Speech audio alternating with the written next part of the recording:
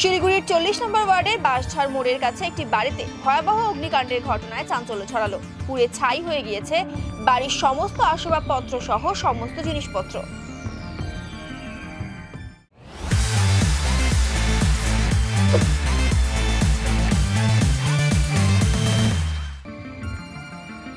এদিন সকালে বাড়ির ভেতর থেকে ধোঁয়া বেরোতে দেখা যায়।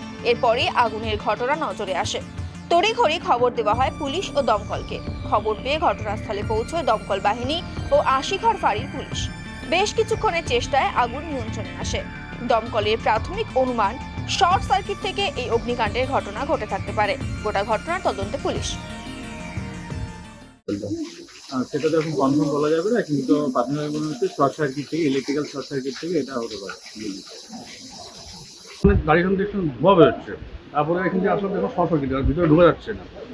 এই পাশে বাড়িটা ভরছে বলে তাড়াতাড়ি আমরা সম্ভবত আমরা আগুনটা নিয়ে দিয়েছি। তারপরে এখন ফায়ার ব্রিগেড এসেছে, ওনারা ভালো করে করতেছে। আর যা ছিল কিন্তু সব পুড়ে গেছে।